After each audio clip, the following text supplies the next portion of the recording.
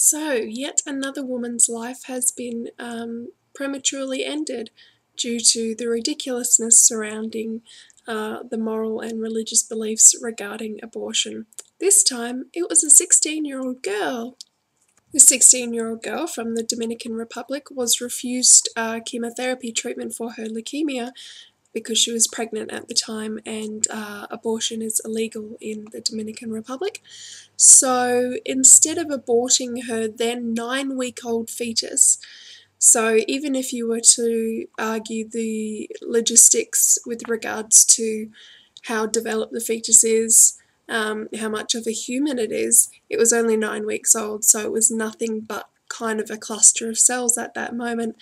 They still decided to put the life of the fetus and embryo above this 16-year-old girl who had cancer, and she's recently just died. Her doctor said that since chemotherapy interrupts tumour progression by halting the rapid division of cancer cells, it's also likely to have an adverse effect on a rapidly dividing organism such as an embryo. Now, by that definition, it shouldn't be even a question as to what they do, because by his definition, her baby is still an embryo and it's not considered a baby yet or a life. If he's using these medical terms and these dividing of cells and embryos and all that jazz, shouldn't it make the decision even easier to put the already established life of a 16-year-old girl over that of a few cells clumped together? Cardinal Nicolas Rodriguez, an archbishop in Santo Domingo, spoke out about the case, saying that direct abortion was wrong, but everything possible would be done to save the life of this young woman. Her situation can be saved, but we don't agree with performing an abortion.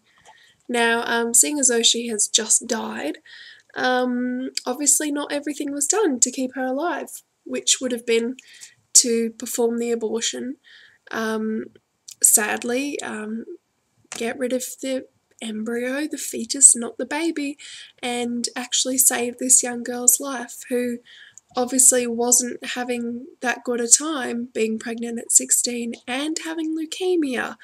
You'd think that her life would be put before this little cluster of cells, but apparently, because it's still a sin and it's still legal in many, many, many parts of the world, this cluster of cells was put before her.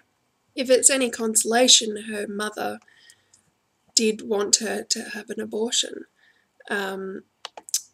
So this wasn't a case of the family forcing her to go through with the leukemia and go through with the pregnancy, even though that she probably wouldn't make it if she did go through with the pregnancy. So I suppose it's comforting to know that her family was on her side, but the doctors weren't, the government wasn't, the country wasn't, the laws weren't, and they failed this girl. This girl could have gone on to live a happy, fulfilling, successful life, but because religious people and other people want to put those laws upon other people with no merit to them whatsoever, she lost her life. And I would get angry, but it's more upsetting than angry. You can get angry at the process, but you just have to feel upset for the poor girl and her family. You can't feel angry for the girl. You just have to feel upset that she lost her life because of these archaic laws where a woman's life isn't really that important if there's a fetus concerned, or embryo, or cluster of cells, or whatever you want to call it. It's not a human life, it's a baby. It's inside a human life, but it can be removed from within a human life to save that human life. So, yeah, just a really, really sad story this week. I'd been following it for quite a while when I first heard about the whole kerfuffle, and then to hear that she'd actually died wasn't the happy ending that I was hoping for.